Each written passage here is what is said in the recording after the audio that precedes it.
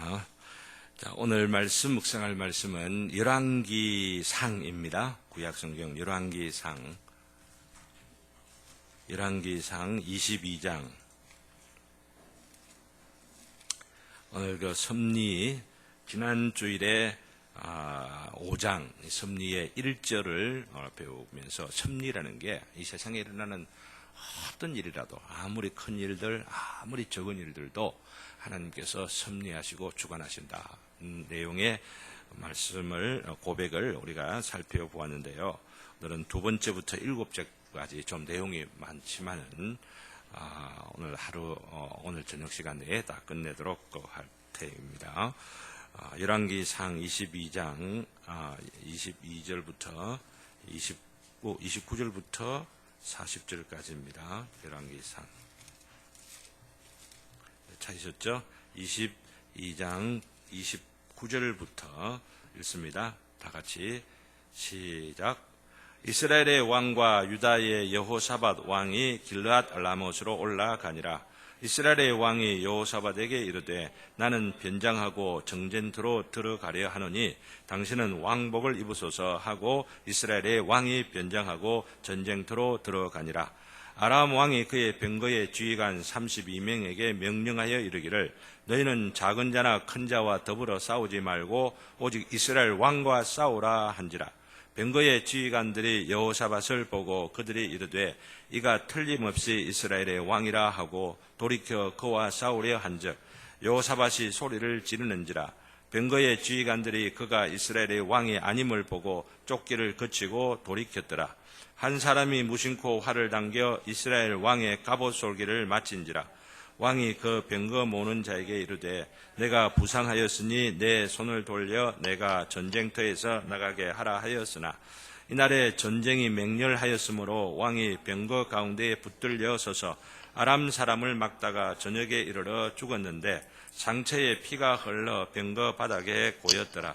해가 질 역에 진중에서 외치는 소리가 있어 이르되 각기 성읍으로 또는 각기 본향으로 가라 하더라.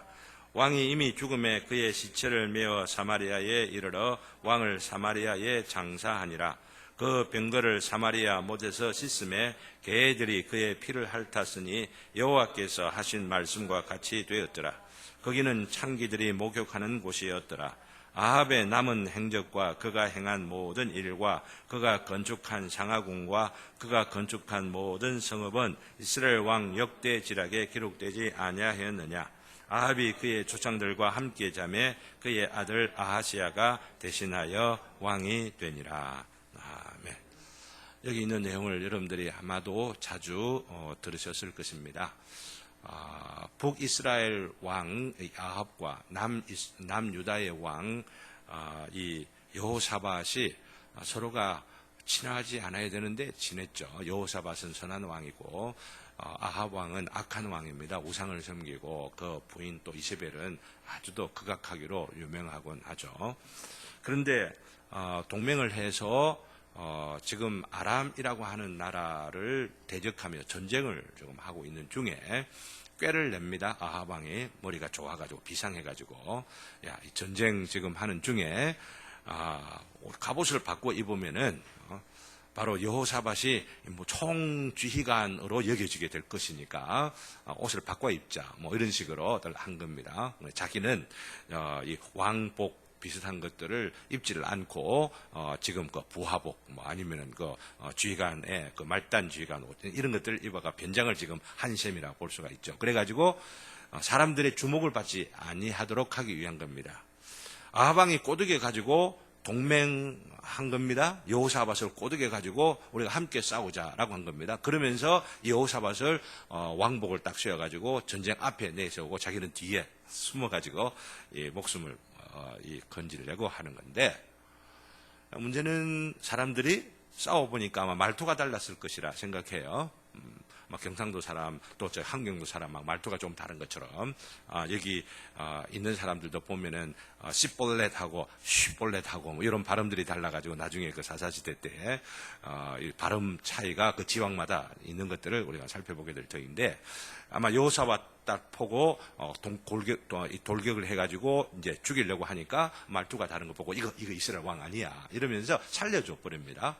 그런데 오늘 말씀 34절에 보면은 한 사람이 그냥 무심코 화를 쐈다라고 말합니다. 꼭 지금 아합 왕을 겨냥해가지고 싼 것이 아니고 막 아무 때나 데려놓고 한 발 싼 겁니다. 막 공중으로 총을 빵 하나 쐈는데 그 총이 뻥 날라가지고 어디에 맞았다고 하는 이야기입니까? 바로 아합 왕의 그 솔기, 가죽 딱 사람이 덮잖아요. 그죠? 솔기 그 사이에 빡 들어가가지고 지금 치명적인 상처를 입히게 되고 결국 죽게 되어서 또 어찌 됐어요?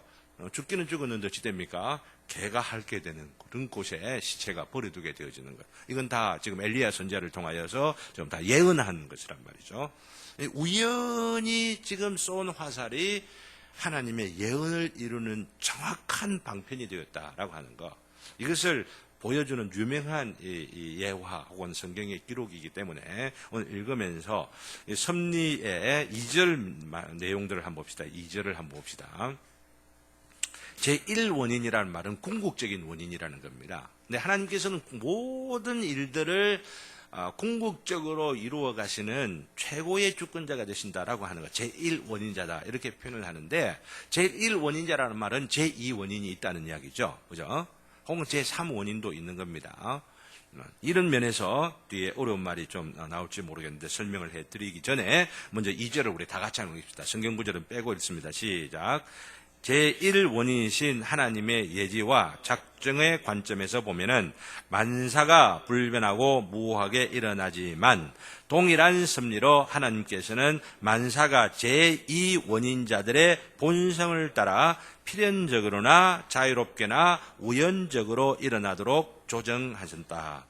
이 말은 무슨 말은 조금 어려운 말들이 반복해 나오죠. 제2원인자가 있다는 거죠. 하나님께서 모든 만사의 배경에 있고 궁극적인 원인자라고 할 수가 있는데 이 궁극적인 원인자 되시는 분들이 그냥 직접 모든 걸 다 하시는 게 아니고 제2원인자 를 들어서 사람을 들어서 천사를 들어서 아니면 귀신 혹은 사탄을 들어서 아니면 자연을 들어서 여러 가지 것들을 하나님께서 사용하셔서 그 사용하시는 이 매개물 제2원인자 혹은 3원인자의 본성 성질을 따라 가지고 그 성질에 맞춰 갖고 첫 번째는 필연적으로 조정하시는 필연적이라는 말 이전에 한번 들으셨죠. 이게 뭐냐면은 내일 해가 뜨겠습니까? 뜨지 않겠습니까?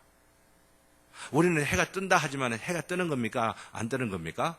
지구가 도는 거죠. 해가 뜨는 게 아니고. 그렇지만은 우리 육안을 갖고 관찰하는 사람 입장에서 보면은 내일은 해가 뜬다라고 말할 수가 있죠. 왜 뜹니까? 지구가 돌고 또 해가 중심에 있어 가지고 일종의 이 물질 혹은 이 태양 내지는 이 지구의 본성 자체가 좌전하거나 혹은 회전하도록 하게 하시는 법칙이 있단 말이죠. 알겠어요? 근데 이 법칙에 의하여서 내일에는 분명히 해가 구름이 있어서 안 보인다 하더라도 분명히 해가 뜨게 되는 거 필연적으로 뜬다 이렇게 할 수가 있는 거죠. 왜? 해의 성질이 내일 아침에는 뜨게 돼 있고 밤에는 발이 뜨도록 정해놓은 그 법칙이 있다 이 말이에요. 알겠어요? 이게 필연적이다 이 말이죠. 이렇게 필연적이라 하더라도 우리가 자유합니까? 자유하지 못합니까? 지구가 돌고 있지만은 나는 동동 돌지를 않고 있죠. 뱅뱅 돌지를 않고 그렇지만 지구는 돌고 태양계를 향해서 돌면서 자전하면서 공전을 쫙 하고 있잖아요. 그죠? 그러면 이 정해놓은 이 자전과 공전의 법칙을 따라서 태양을 중심에서 돌고 있는 내가 그러면 이 법칙에 매여 있습니까? 한편 법칙에 매여 있죠. 필연적이죠. 그죠? 필연적으로 나는 태양 뜨는 거 보게 되고 또 달 뜨는 거 보게 되고 눈 감으면 안 보이지만은 그죠? 어쨌든 내가 눈 감는다고 해서 뜨는 달이 안 뜹니까? 뜨는 해가 안 뜹니까? 다 뜨게 돼 있다 이 말이에요. 이게 다 필연적으로 뜨고 지고 달 이렇게들 하는데 그러나 그런 가운데서도 나는 또한 자유하다는 거죠. 내가 노래하고 싶으면 노래할 수 있고, 내가 눈 감으면 감을 수 있고, 내가 그림 그리면 그릴 수도 있고, 내가 뭐 하고 싶은 대로 할 수 있는 것이 자유라 하는 이야기죠. 근데 그러니까 두 번째는 뭐냐, 필연적으로나 자유롭게나 해놨잖아요. 자유롭게나. 우리가 자유의지가 있는 자로서 자유롭게 하는 이 자유로운 의지조차도 하나님께서 이 자유롭게 하심으로 인하여서 하나님의 예정하신 것을 이루어 가신다고 합니다. 또 그리고 앞에 우연적으로는 해놨죠. 우연적으로는. 이거 뭡니까? 오늘 그 22장 읽었던 그 내용대로 우리는 우연처럼 보인다고 생각되어도 그 우연을 통하여서 하나님께서는 하나님의 뜻을 이루어 가신다라고 하는 것이죠. 제가 왜 우리 집 사람을 만났겠어요? 한번 생각하면 우연이라는 게 있었지 않겠습니까? 그죠? 제가 대학교 우리 아버님께서 병이 나셔가지고 목회를 못 하시고 사상교회 이제 그 친구가 되시니까, 박창훈 목사님과 친구가 되시니까 거기 가서서 우리 자녀들하고 신앙생활을 하면 되겠다 하고 이제 출석을 하시게 된 겁니다. 근데 2년 정도 지나니까 뜬금없이 어느 아가씨가 자기 아버지 우체국인데 우체국 해가지고 어디 돌고 이러다가 이쪽이 그 구포 우체국 그 국장이 되셔가지고, 맞습니까? 딴 데 가죠. 그래가지고 이제 우리 교회 출석을, 차장교를 출석 딱 하셨는데, 그때 왜 내 마음이 두근두근 했겠어요? 그런 요인들, 그거 자체가 다 우연히 작용한 요소들이 얼마나 많이 있어요. 그죠? 근데 그 우연이 아니더라라고 하는 이야기입니다. 분명히 우연은 우연이지만은 하나님께서 만나도록 하게 하셔서 그 우연을 통하여서 만나게 하시는 바로 이것이 저에게만 있는 게 아니고 우리 김태현 집사님하고 김중 집사님하고 만난 것도 그렇지 안 그럴라? 그죠?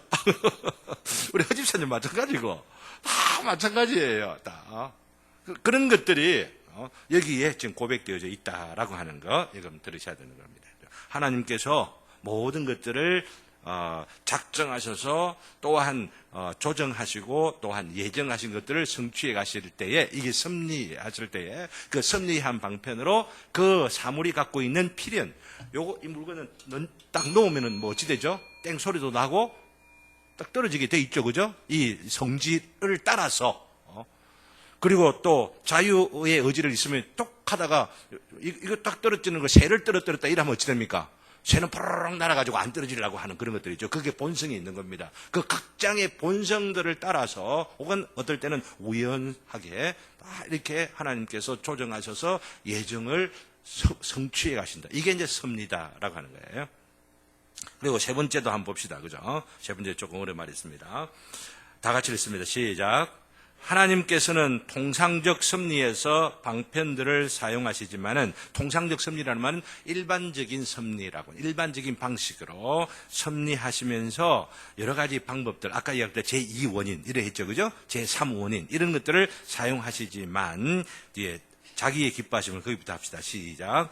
자기의 기뻐하심을 따라 방편 없이 또는 방편을 초월하시거나 상반되는 방식으로 자유로이 일하신다. 하나님께서는 방편을 통해 사용하신다 하더라도 방편 없어도 사용하신다라고 하는 이야기입니다. 사람을 통해서 일하시지만 사람 없이도 일하신다고 하는 분이죠. 그래서 없지만은 있는 뜻이 만들어내실 수가 있는 그런 분임을, 하나님은 그런 부분에 있어서 방편 있거나 없거나 하나님은 예정하신 것은 예정 그대로 성취하시는 자유가 혹은 능력이 전지하심이 있으시다. 이걸 지금 강조하는 것이죠. 특별히 방편 없이라고 하는 거, 호세아 1장 7절에 보면은 말도 없이 또한 뭐 군대도 없이 하나님은 다 승리하신다라고 하는 그런 방편 없이도. 왜냐하면 그 사람들 적군들끼리 너희들끼리 쳐 이래 하면은 막 순간적으로 말 없이 뭐 없이도, 지난 우리 드보라 그걸 때 했잖아요. 서로가 막 치고 아무것도 없는, 무기도 없는 그 이스라엘 군사들이 그렇게 승리할 수 있는 길들이 뭐냐면요, 두려움이, 나중에 이번 주일에 다가오는 그 기도원에 대한 것도, 사람들 마음속에 꿈을 꾸게 만들고 그 꿈에 대한 소문들이 파닥하게 뜨는 두려움이 있는 거예요. 백성들 가운데, 군인들 가운데 두려움이 있으면 그 전쟁은 지기 마련이죠. 명량이라 13척 가지고 200대 그 배를 이겨낸 게 뭡니까? 두려움을 어떻게 이겨내느냐 이거 아니에요. 이순신 장군이 그걸 만들어낸 거거든요.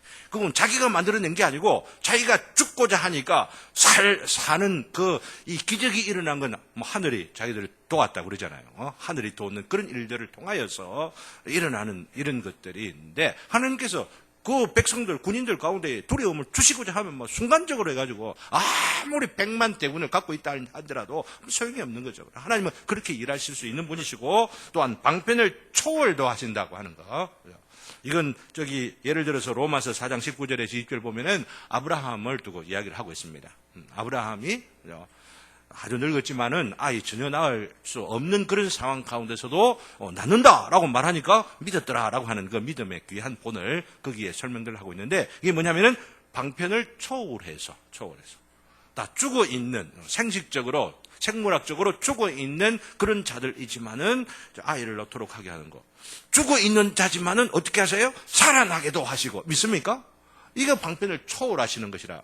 또 뒤에 보면 상반되는 방식으로라고 말하고 있죠. 상반되는 방식. 이게 이제 기적입니다, 사실은. 상반되는 방식이라. 이게 뭐냐면은 예를 들면 왕하 6장 6절에 보면은 뭐가 나오냐면 엘리사가 저 제자들하고 같이 지내다가 빌려온 그 도끼를 갖고 있던 어떤 제자가 가난한 제자죠. 나무를 패다가 집을 지으려고 했는데 나무를 패다가 물속에 빠뜨려 가지고 지금 어떻게 할까? 지금 막 걱정을 하고 있는데 나뭇가지를 던졌더니 어떻게 해요?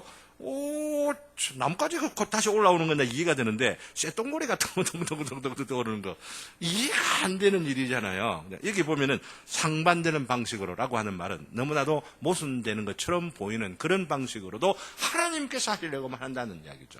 없는 데서 만들어내신 분이 성질에 어긋나도록 하지 못할 리가 어디 있느냐 하는 이야기죠. 그렇잖아요.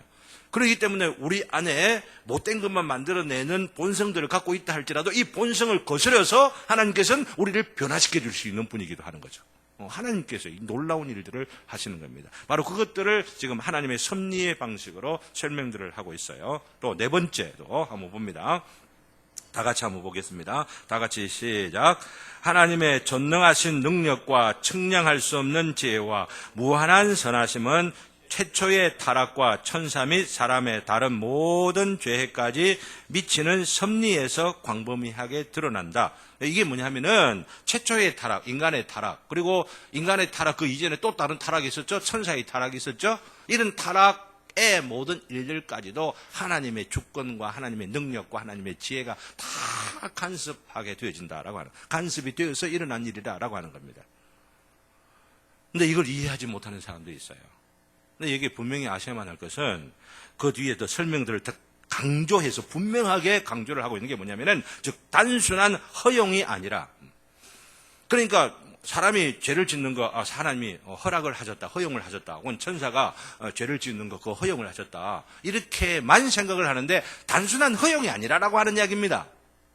지금 신앙 고백서에서 강조하는 것은 단순한 허용 정도가 아니고 그 뒤에 보면은 뭐라고 이야기하면은 다양한 처분으로 자기의 거룩한 목적을 향하여 이 모든 일들을 지극히 지혜롭고 강력하게 제한하고, 하나님께서 딱 한계를 정하시고 또한 하나님께서 때로는 조정하시고 또한 통치하신다. 이건 굉장히 강한 동사입니다. 굉장히 강력한 동사입니다. 그냥 이 무슨 말이냐 하면은 어떤 사람이 마음 가운데 악함이 있고 고집이 있고 자기 생각대로 하고 싶은 일이 있어가지고 나는 내 마음대로 지금 살아보려한다 라고들 생각을 하고는 죄를 지으려고 하니까 하나님께서 그래 나는 팔짱 끼고 있을 테니까 네 죄 한번 지어봐라, 이렇게 하시는 게 아니라라고 하는 겁니다. 그런 생각이 일어나도록 하게 하시고 또 죄를 짓는 방편이나 스타일이나 때나 타이밍이나 그런 정도나 이 모든 것들을 하나님께서 조정하시고 하나님께서 또한 통제하시고 하나님께서 또한 그 모든 일들을 주관하신다. 굉장히 강력하게 하죠. 하나님께서 이 주권적으로 이 죄를 짓는 것조차도, 악을 행하는 것조차도 하신다라고 하는 거죠. 근데 이걸 제가 여기 나오기 때문에 강조하는 중요한 그 이유는 뭐냐면은, 여러분들이 잘 아는 그 교회에, 뭐 9월 달부터 뭐 성경 뭐 이렇게 교재를 뭐 이렇게 사용해서 TEE라고 하는 그런 프로그램의 교재들을 가지고 이렇게 한답니다.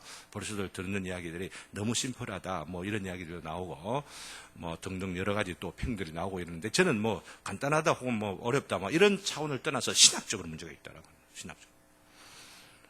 그 교재를 만든 대표적인 사람이 누구냐면 랄프 윈터라고 제가 말씀을 드렸죠, 그죠? 그래서 저희 페북에다가 4가지로 이분의 그 신학의 그 글들을 직접 내가 인용을 해가지고 예를 들어서 설명을 했는데, 그 중에 책 한 권 책이 이 책입니다. 이 책의 한 페이지를 내가 딱 보면 여기에 무슨 말을 딱 표시까지 딱 해놨죠, 그죠? 여기 보면은 뭐라고 해놨냐면은, 이 사람은 어거스틴, 그리고 칼빈 이런 사람 싫어해요. 그 신학을 반대하는 겁니다. 우리 장로교 신학이 그 기초가 뭐냐면, 그 어거스틴, 성경을 가장 성경적으로 이해하고 정리했다고 고백되어지는 어거스틴이라는 사람이 아닙니까? 그리고 칼빈을 대표적으로 하잖아요, 장로교에서. 근데 이 사람은, 칼빈 이야기하는 것들은 여기 안 나오지만 딴 책에서도 나오는데, 여기서 이렇게 해놨습니다. 아구스토티누스와 신플라톤주의적 신학의 영향을 받은 복음주의 사상에는 논리적 연결성이 결여되어 있다. 논리적이지 못하다라고 하는 이야기입니다. 왜 그러냐 하면은, 죄와 악은 사탄에서 귀환한 것이지 기원한 것이지, 즉 죄와 악이라고 하는 것은 사탄이 만들어내는 것이지 하나님으로 말미암은 것이 아니다라고 말하고 있어요. 근데 이 한글 번역 자체가 되면 잘못되어 있어요. 죄라고 하는 말은 영어原문 자체에 없습니다. 악이라고 하는 것, 여기 이것만 지금 되어 있습니다. 이 말은 뭐냐 하면은, 하나님께서 악을 짓는데 관여하셨다. 악을 행하는데 관여하셨다면 하나님 선하신 하나님께서 어떻게 악을 짓는데 관여하실 수가 있느냐? 하나님은 절대 그럴 수가 없는 분이다. 그러니 하나님은 선만 행하시는 분이고, 악이라고 하는 건 그럼 어디서 나온 것이냐? 그것은 바로 사탄이 지금 악을 행한다라고. 한번 여러분 생각해 보세요. 이런 논리는 어떻게 보면 하나님께 굉장히 영광을 돌리는 것 같고, 하나님에게 나쁜 것 돌리지 않으려고 하니까 착한 마음인 것처럼 생각되어져도, 그럼 그 사탄의 그런 마음은 어디서 왔나요? 사탄의 타락은 어디서 어떻게 됐나요? 사탄 스스로 하나님과 관계없이 스스로 뭔가 나왔다라고 한다면, 스스로 악을 짓는 자로서 만들어지게 되고 타락했다라고 말하면은, 악의 기운을 하나님과 관계없는 것으로 시작하게 되어지고, 그러므로 인하여서 선한 어떤 영과 악한 영이 영원토록 대립한다라고 하는 방식의 이상한 논리가 나오기 쉬워요. 이 신앙고백서는 그런 논리가 굉장히 또 그럴듯한 요소도 있고 찬성을 하는 사람이 있을지 몰라도, 또 어찌 보면은 하나님께서 악을 만드시는데, 혹은 악을 허용하시는데, 혹은 악이 발생하고 악이 작용하는 데 있어서 지혜와 아니면 능력과 기뻐하신 뜻들을 통해서 관여가 된 부분들이 있으면 하나님은 뭔가 흠이 있는 것처럼 오해되지 않도록 강조하면서, 죄의 조성자가 아니다 이야기죠. 어떻게 그럴 수가 있느냐? 우리는 잘 몰라요. 그러나 성경에서는 분명히 하나님이 악의 조성자가 아니고 죄의 조성자가 아니다라고 하는 것을 우리가 또한 한편 강조하면서도, 그러나 그럼에도 불구하고 악이 왜 생겼느냐? 왜 인간이 선하게 만드는 자인데 이 죄를 지을 수 있는 자들로 만들어졌느냐? 그것은 하나님의 비밀하시고 섭리하시는 그 계획과 뜻 가운데 있었다라고 하면서, 그 궁극적인 그 원인을 누구에게? 하나님에게 두면서 그 책임은 누구에게? 하나님에게 있지 아니하는 방식으로 설명하시고 강조한다는 거죠. 이걸 균형 있게 강조할 수 있어야 이게 성경에 강조하는 강조대로 우리가 강조하면 믿고 고백하는 것인데, 이거 이해가 안 되는 것 같고 이해가 잘 안 되니까 자기가 이해하는 방식대로 하다가 전통적인 신앙의 이런 고백들과 우리의 참된 정통신앙을 갖고 있던 선배들의 이 길들을 벗어나는 일들이 있게 되어지는데, 이걸 이 신앙 고백서를 공부하지 않으면은 하나님께 영광 돌리지, 하나님이 선만 행하시지 어째 악을 행하실 수 있나? 아니지, 그건 악에 하나님에게 전혀 관계가 없는 거야, 이런 식으로 하다가 잘못된 신앙에 빠져드는 거죠. 그게 지금 여기 이 부분에 딱 나온다고 하는 거, 이런 보시면 되겠습니다. 보십시오. 조정하고 통치하는데, 그러함에도, 다 같이, 모든 허물은 다 같이 읽습니다. 시작. 모든 허물은 하나님이 아니라 오직 피조물에게서 비롯된다. 하나님께서는 지극히 거룩하고 의로우시기 때문에 죄의 조성자나 승인자가 아니며 그렇게 되실 수도 없다. 허용하시고 또한 조정하시고 죄가 발생하고 악이 행하여지는 일들에 하나님께서 그 전능하심과 지혜를 가지고 다 통치하시는데, 하나님은 잘못이 없는 방식으로 하나님은 통치하시고 조정하신다는 거예요. 하나님은 죄가 있으실 수가 없는 분이기 때문에. 그러나 그럼에도 불구하고 그 일을 행하는 그런 자들에게 책임이 있도록, 사탄이 책임이 있고 아니면 사람이 책임이 있고, 그게 절묘한 하나님의 방식이라고 하는 거예요. 이걸 인정하고 고백해야만 이 세상에 이런 지도, 이 우주 모든 공간 가운데 하나님의 뜻과 하나님의 역사와 지혜와 그 주권이 미치지 아니한 영역은 1인치도 없다, 한 1cm도 없다고 하는 것을 고백할 수 있어야 하나님의 전능하신 그 주권을 우리는 믿고 고백하며 살아갈 수가 있는 거예요. 1인치라도 있기 시작을 하면은 이 1인치가 나중에는 엄청나게 구멍이 커지게 되고, 여기에 숨어 있으면 하나님은 안 보지라고 하는 이런 생각들이 확 나온다는 거죠. 하나님의 그 주권이 미치지 아니하는 영역이 있는 것처럼 생각하고, 이렇게 생각을 하는 사람 사실 많죠. 하나님 주권, 하나님 영광 이래 하면서 다락방에 딱 숨어서 꼬불차 두고 이런 것들은 하나님 모르시는 것처럼 생각하고, 아실 듯 싶은 마음의 양심에 자꾸 갇히게 이건 아시잖아 하면, 하나님 이런 거 신경 쓰지 마세요, 이건 내한테 좀 맡겨두세요, 뭐 이런 어떤 생각들이, 이런 하나님의 그 절대적 주권을 절대적으로 강조하지 못하는 이런 생각들로 인하여 이렇게 변절저적하는 이런 신학들이 교회 내에 파고 들어온다라고 하는 것을 우리가 유의해서 또 살펴보고 또 주의해야 하리라 생각을 합니다. 그러면서 다섯 번째는 지극히, 다 같이 있습니다. 다 같이 시작.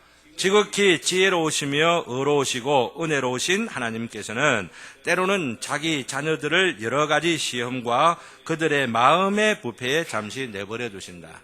이건 뭐냐면은, 우리가 구원함을 받은 자, 거듭난 자임에도 불구하고 그 거듭난 자 안 속에 남아있는 죄가 있어서, 그죠? 남아있는 죄가 있어서 하나님께서 남아있는 죄의 작용이 일어날 때에 내버려 두시는 경우들이 종종 있다고 하는 겁니다. 그러나 섭리적인 측면에서 왜 이렇게 남은 죄를 두시고 이 남은 죄가 작용하도록 내버려 두시기조차 하느냐, 이걸 우리가 알아야 된다고 하는 거죠.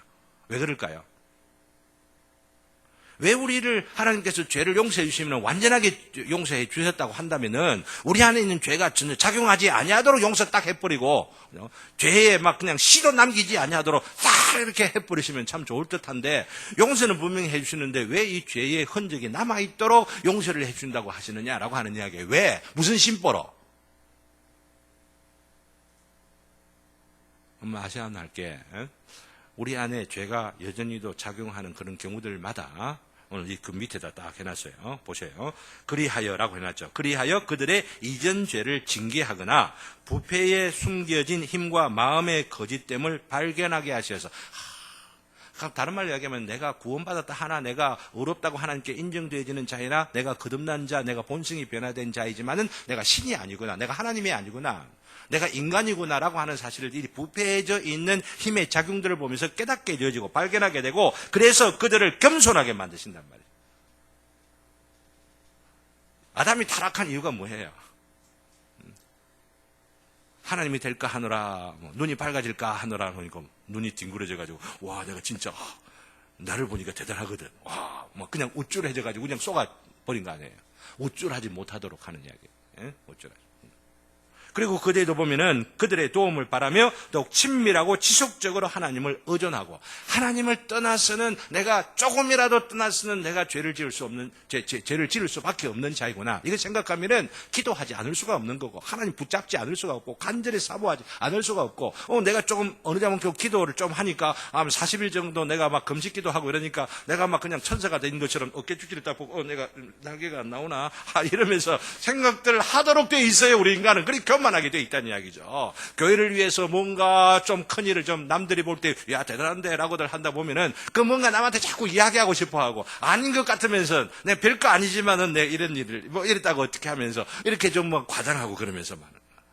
이런 일들이 언제든지 있기 쉽기 때문에 우리로 말미암아 겸손하게 만드시고 그로 인하여 하나님을 의존하고 하나님과 친밀한 관계를 지속적으로 유지하지 못하면은 율법주의가 한편으로 되기 쉽고 한편으로는 정통신학자들의 정통신앙을 갖고 있지만은 율법적 정통신앙이 되기 쉬운 거예요. 아니면은 율법적 정통신학이 아니면은 신비주의, 감정주의로 빠지게 되죠. 거기 보면은 장래의 모든 범죄의 기회를 대항하고 또 다른 의롭고 거룩한 목적들을 바라며 더욱더 경성하게 한다. 우리 안에 거듭난 자라 하더라도 거듭난 자 안에 남은 죄가 있다라고 하는 거. 그죠? 여러분들 기억을 하시고. 다음 6번 한번 봅시다. 이건 악한 사람들이 또한 여전히 악한 사람, 구원받지 못한 자, 멸망에 이르는 자들임에도 불구하고, 멸망에 이르는 자임에도 불구하고 선한 일을 행할 수 있도록 하나님께 또 하신다라고 하는 이야기죠. 그럼 그 선한 일로 인하여서 구원을 받게 되느냐? 이건 아니라고 하는 이야기입니다. 선한 일을 하는데도 불구하고 그들의 마음 가운데 완고한 마음들, 은혜받지 못한 마음들, 그리고 고집스러운 마음들을 지속적으로 계속 있다가 그들의 멸망의 길을 가도록 하나님께서 섭리하신다라고 하는 거죠. 한번 읽어봅시다. 6번 다 같이 시작. 하나님께서는 의로우신 재판장으로서 완악하고 불경한 자들이 이전의 죄로 인하여 눈이 멀어지게 하시고 강팍하게 만드시는데 이들에게는 지각이 밝아지게 하거나 마음에 역사하는 은혜를 허락하지 않으실 뿐만 아니라 때로는 그들이 가진 재능까지 빼앗으시고 그들의 부패성이 죄의 기회로 삼는 대상들에 내어버리시고 그들을 정욕과 세상의 시험과 사탄의 능력에 넘겨주신다. 그리하여 그들은 다른 이들을 부드럽게 만드시는 하나님의 방편 아래 있으면서도 스스로 강팍하여진다. 스스로 강팍하여지니까 하나님 앞에 책임을 지고 지옥을 간다 하더라도 영원한 심판에 있다 할지라도 그것이 하나님께서 그들을 유기했기 때문에가 아니고 이런 고집스러움을 갖고 있기 때문에 하나님께서 그냥 그대로 이 유기된 그 상태대로 두신다라고 하는 그런 측면에서 참 두려운 일이라고 볼 수가 있죠. 그러나 이렇게 아셔야만 할 것은 거듭나지 않은 자들, 즉 하나님께서 유기하기로 한 자들에게도 선행이 있다라고 하는 겁니다. 선행 때문에 우리가 오해해서는 아니 된다라고 하는 겁니다. 어떤 점에서 보면은 기독교인들보다도 참으로 진정으로 거듭난 자로서 살아가고 있는 자들의 선행보다도 거듭나지 아니한 자들이 더 어떤 점에서는 인격적으로 성품적으로나 선행적으로 더 위대한 일들을 행하는 그런 경우들이 있습니다. 사람들을 위하여 자기 몸을 불태울 줄도 알고 재산을 포기할 줄도 알고 얼마나 멋있게 살아가는 자들이 있는 줄 몰라요. 네, 그런 것들로 감탄할 수가 있게 되어지는데 그것들을 우리가 어떻게 이해되느냐라고 하는 거죠. 그래서 여러분들이 내어드린 핸드아웃을 쭉 보면 그런 내용들을 쭉 설명해 놓는 가운데에 네 번째 페이지를 보시면은 그림 2라고 하는 게 있죠. 그죠? 그림 2. 그림 2 부분에다가 제가 그려놓지 아니했는데 그걸 이 앞에 있는 부분을 뺏겨 놓으시기를 바랍니다. 저 뒤에 잘 안 보이죠? 보입니까? 가은이 자매 보입니까? 그림 2라고 하는 그 부분에 여백이 있죠? 여백이 있는 부분에다가 여기 이것을 여러분들이 좀 뺏겨 놓으면 좋겠습니다. 제가 여수에 저희 모친 모시고 휴가를 다녀온다고 이 그림을 어떻게 딱 복사 딱 해놓을 틈을 제가 가지지 못해가지고 이 여백을 비워둔 채로 있는데 여러분들이 보는 바 왼쪽에 보면은 거듭나지 못한 자 혹은 유기된 자가 돼 있죠. 겉이 하얗죠, 그죠? 속이 지금 까맣습니다. 속이 까맣다는 것은 중심이 아직 변화되지 않았다라고 하는 겁니다. 중심이 변화되지 않았지만은 겉은 때로는 착한 행실이 나올 수 있다라고 하는 겁니다. 왜? 어떤 면에서 하나님께서 원래 주셨던 그 본성이 있다는 이야기죠. 타락하긴 했지만은 아직도 깨어지지 아니하는 하나님의 형상으로서의 모습이 있다라고 하는 겁니다. 일반 은총에 의하여서 나온 선행을 겉으로 하얀색으로 표시해 놓은 거예요. 무슨 말 알겠죠, 그죠? 그런데 역설적으로 그 옆에 오른쪽에 있는 부분은 거듭난 자를 묘사해 놓고 있습니다. 거듭난 자는 중심이 어찌 됐어요? 하얗게 돼 있죠. 이건 변화되어 있어요. 중심이 변화되어 있어요. 그리고 그 중심에는 누가 계십니까? 예수님이 들어와 계시고, 믿습니까? 성령님의 안에 딱 내주해 계시고, 그리고 성령님의 능력과 권세와 그 생명의 원리로 인하여서 우리가 살아가도록 해두고 있는데, 문제는 남아있는 죄가 있는 거죠. 남아있는 죄가 겉에 지금 까만색으로 표시되어 있어서, 때로는 원치 않지만은 내 안에, 그죠? 원치 않지만은 이 안에 있는 생명과 또 성령과 예수님의 능력과 그 권세를 쫓아 그 영광을 위하여 살아가고자 하는 마음이 간절하지만은 내 안에 내가 아닌 것이 나를 사로잡아서 죄의 법 아래로 사로잡아 가는도다 라고 하는 내 안에 남아있는 본성이 있다라고 하는 겁니다. 남은 죄의 본성이 있다는 거죠. 옛사람의 그 흔적들이 있어서 내가 원치 않는 그 일을 행하는데 바울사도가 어떻게 이야기합니까? 그것은 내가 아니요 라고 말하죠. 내 문제는 내가 아니요 라고 하는 말을 우리 좀 오해할 수가 있어요. 그럼 내가 그럼 안 지었다는 이야기인가? 이렇게 생각하기 쉽고, 그러면은 내 마음 가운데에 정말로 착한 일을 하고 선한 일을 하고 정말 하나님 중심으로 살아가려고 하는 마음을 갖고 사모하는 마음들이 있다가 그러지 못한 부분들이 삐져나와가지고 사기도 치고 거짓말도 하고 그냥 이상하고 좀 음란한 짓들을 내가 벌이는 일들이 있다라고 말하죠. 그건 내가 아니요 라고 말하면은 난 그런 일들에 내가 책임이 없다는 이야기입니까? 그렇게 오해해서는 안 된다라고 하는 이야기예요. 바울사도가 이야기할 때 이야기하는 바는 뭐냐면은 내 마음속에 간절히 죄를 짓지 아니하고 하나님의 뜻과 하나님의 영광을 위하여 하나님 나라를 위하여 살아가고자 하는 마음이 간절히 사모하는 마음들 가운데는 그런 마음이 있는데도 내 안에 그것을 원하지 않는 딴 마음이 있어서 삐져나와가지고 불쑥불쑥 혈기로 나올 수 있고 아니면 게으름으로 나올 수도 있고 아니면 야망으로 나올 수도 있고 아직도 습관의 사람의 언어가 막 팍팍팍 튀어나와가지고 막 기분 나쁘게 하고 상처를 주고 뭐 이런 일도 있게 되어지는데 그런 일이 있으면은 내가 아니요라고 말할 수 있는 것은 굉장히 후회하는 마음이에요.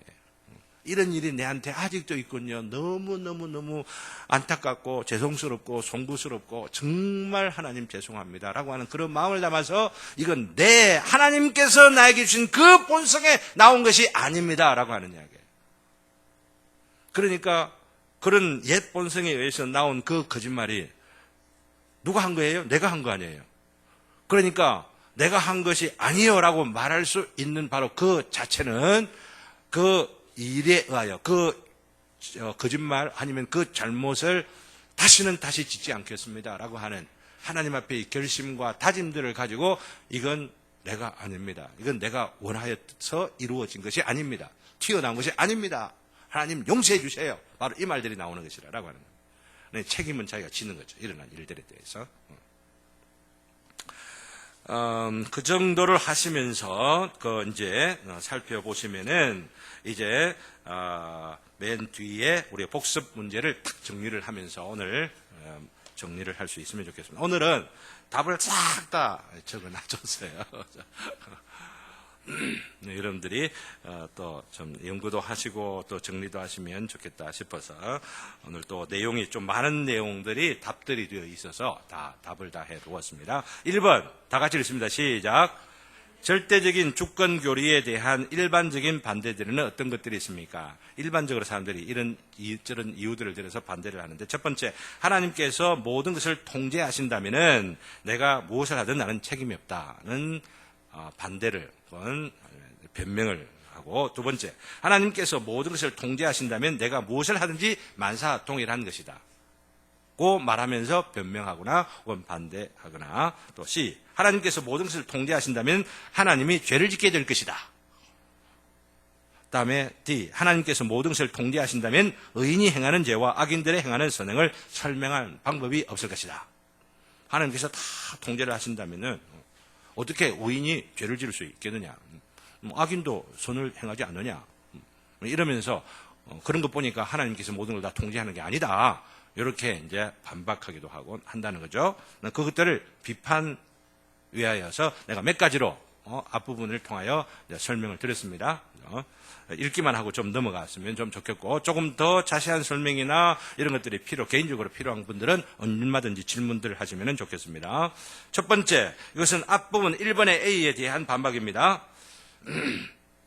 내가 무엇을 하든 나는 책임이 없다, 이렇게 말하는 변명 혹은 비판에 대하여서 하나님께서는 우리의 자유를 파괴하지 않으시면서 우리를 자유롭게 행동하게 하시면서 모든 걸 통제하시기 때문에 자유로운 나에게 책임이 있다는 이야기입니까? 없다는 겁니까? 책임이 있다는 거죠. 아시겠어요? 하나님의 예정은 우리의 자유를 절대로 무시하지 않으시고 자유롭게 하시면서 하나님의 예정을 이루어요. 그러니까 하나님이죠.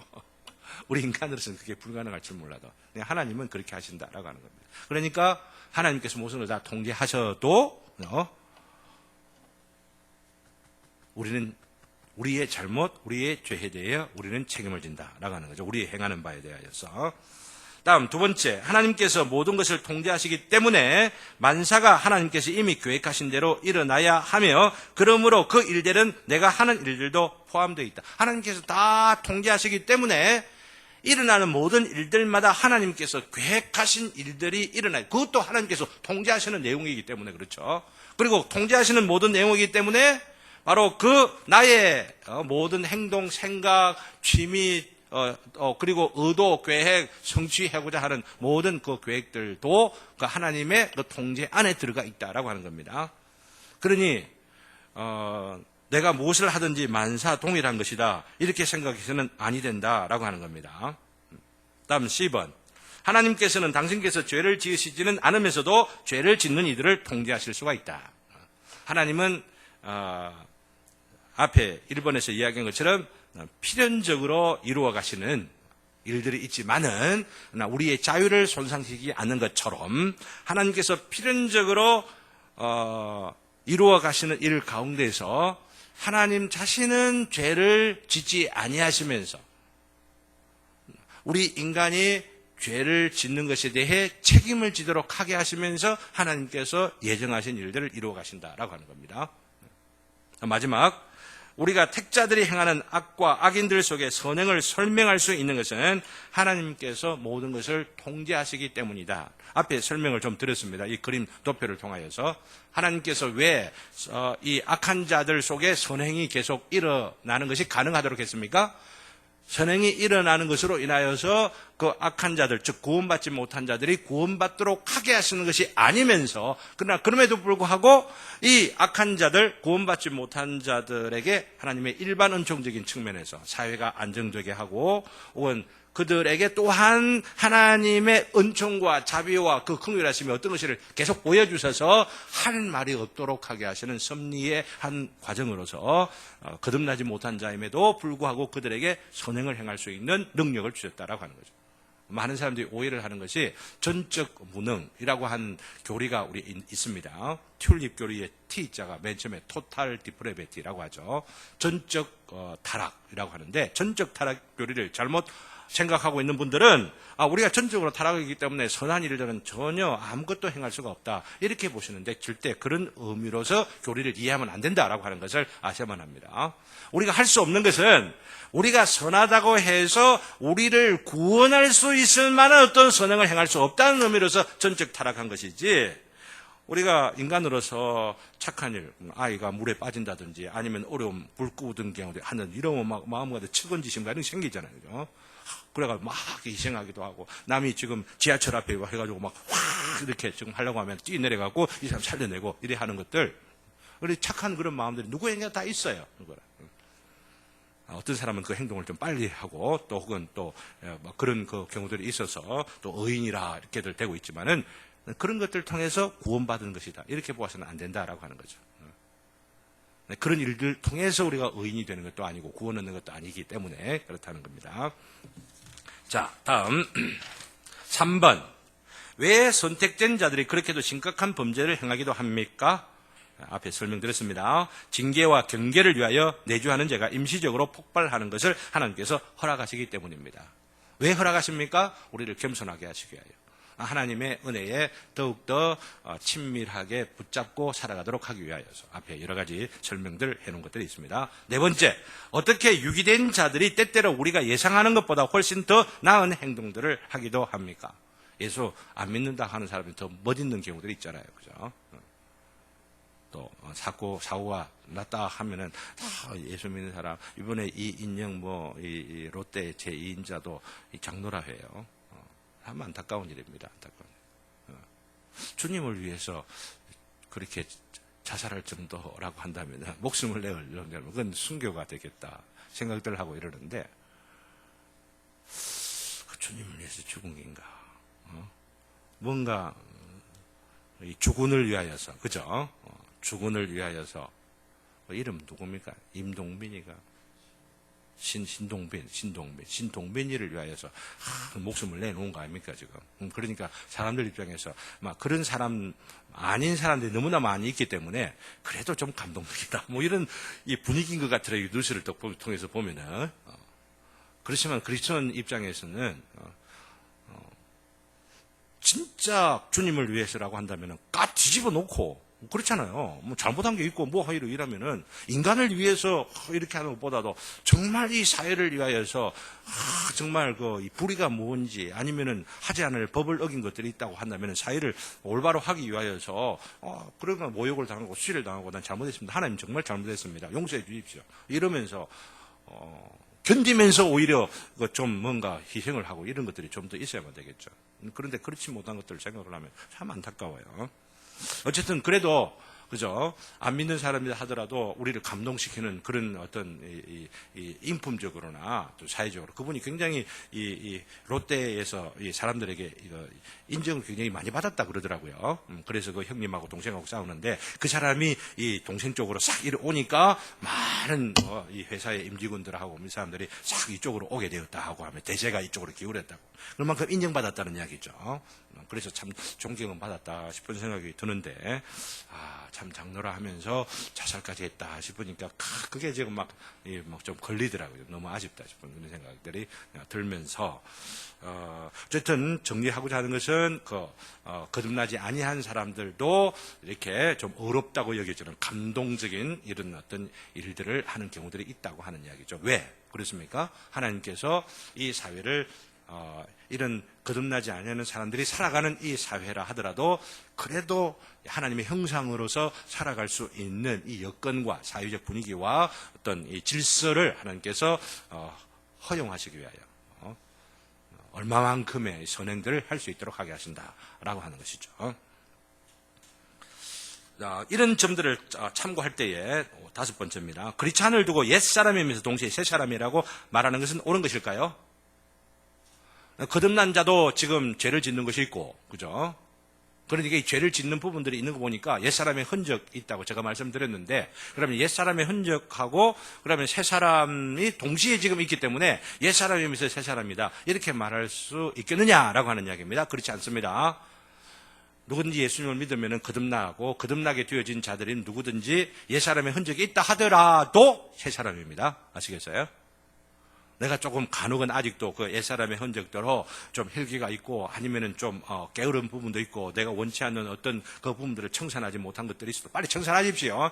제가 이런 말을 듣고 변명하지 마시고 그런 것들이 있다 할지라도 그래도 나는 새 사람이다 라고 하는 게 성경의 원리다라고 하는 게 아셨으면 좋겠습니다. 누구든지 그리스도 안에 있으면은 새로운 피조물이라. 이전 것은 지나갔으니 보라 새 것이 되었도다. 그러니까 남아있는 이 흔적들을 억제하고 제어하고 활동하지 못하도록 계속해 가야 할 의무가 우리들에게 있는 것이죠. 우리는 못하죠. 하나님의 능력으로 또 성령님의 권세와 능력을 더집어서 우리가 그렇게 해 가야 하는 것입니다. 6번, 크리스찬이 자신의 옛 본성의 흔적에 영향을 입어서 죄를 짓게 되는 것에 대해서 책임을 져야 하는 것입니까? 아까 말씀드렸죠. 그죠? 내가 아니요 라고 해도 책임은 내가 져야 되는 것이다 라고 하는 거 말씀을 드렸습니다. 책임을 져야 합니다. 거짓말하면 거짓말에 대해 책임져야 됩니다. 맹세 잘못한 거 있으면 맹세에 책임져야 됩니다. 입다 같은 경우 딸에 대해서 서원을 잘못했기 때문에 딸을 지금 나중에 해석을 그 본문들 따라 하겠지만은 딸을 드려야만 했던 바로 그런 일들에 책임을 져야 하는 겁니다. 그것들 다 내 자신에게 책임이 있는 겁니다. 말이 한 번 뱉어졌다 하면은 뱉어진 말들에 대해 내가 책임을 줄 아는 거. 모든 이 사회의 또 원칙이라고 볼 수 있고, 이 사회가 지금 책임감이 너무나 사라지고 있고, 책임감 대신에 뭐가 지금 강조되고 있냐면 권리 하는 것이 강조되고 있는 시대가 우리들이 지금 살아가고 있는 시대, 사실은요. 그러니까 이런 부분 질문들을 통하여서 내 안에 일어나, 나는 새 사람이지만은 새 사람으로서 내 안에 옛사람의 흔적이 일어나 터져 나올 때에 바울 사도가 이건 내가 아니요, 또 우리도 내가 아니요라고 하면서도 이 죄의 책임은 우리가 져야 한다라고 하는 것을 우리가 잊지 않도록 하면 좋겠습니다. 다음 7번 그림 2. 아까 앞에 있는 부분이죠. 우리가 행하는 어떤 행위들은 전적으로 죄가 없는 것이며 또한 다른 것은 전적으로 전혀 경감시키는 것 없이 죄된 것임을 함축하고 있습니까? 이 말은 뭐냐면은 하얀색 딱 해놓으니까 이건 이 부분은 그러면 부분적으로나마 이 부분은 죄가 하나도 없는 것 아니냐, 이렇게 할 수가 있겠는데 그렇게 이해하시면 이 그림을 오해한다라고 하는 겁니다. 알겠어요? 우리는 우리 안에 예수님께서 중심을 자리 잡고 있고 성령님께서 우리 가운데에 활동하고 계시지만은, 그러나 그럼에도 불구하고 우리의 전체 인격이 하나님 앞에 완전히 의롭다 여겨진 자들임에도 불구하고 영광의 그날이 오기까지는 아직도 미숙한 부분이 있고 아직도 온전치 못한 불완전한 부분들이 있다고 하는 거죠. 이 불완전한 부분들은 우리의 전 인격의 요소들 가운데 있기 때문에 우리가 항상 조심해야 돼요. 우리의 지성도 부족함이 있고 우리의 감성도 부족함이 있고 우리의 의지도 부족함이 있고, 그래서 결심해서 하나님 왜 내가 죽으리라 라고 했는데도 불구하고 막 주춤하게 될 때가 너무나 많이 있잖아요. 그죠? 온전히 순수하게 하나님 앞에 찬송합니다 라고 하면 찬송 부르고 나서 이제 딴 생각이 들고, 찬송 부르는 중에도 집에 뭐 지금 가서 봐라 불 꺼놓고 왔나 이런 생각들이 나고, 이러는 것들이 우리 인간이라 하는 이야기입니다. 그죠? 네, 그럴 때 우리가 보다도 온전해지기 위하여서 애를 쓰고 또한 우리가 힘을 다해가는, 이게 경건의 훈련이라고 하는 거죠. 로마서 7장 20절, 7장 24절 기록되어 있는 바울 사도의 진술을 균형 있게 설명해 보십시오. 앞에 설명들을 했습니다. 참고해 보시기를 바라고, 특별히 웨스트민스터 신앙 고백서 2장의 마지막 절이 왜 중요합니까? 이럴 때 섭리의 가장 기본적인 목적이 뭐냐 하면은 하나님의 영광인데, 하나님의 영광 다음의 목적이 뭐냐면은 하나님을 사랑하시는 자, 곧 그 뜻대로 부르심을 입은 자들에게는 합력하여 선을 이룬다라고 하는 거죠. 이게 뭐냐면은 교회를 두고 말합니다. 교회에 속하 있는 성도들을 말하는 거죠. 그리스도의 몸된 지체들을 위하여서 합력하여 선을 이루시는 것이라고 하는 것이죠.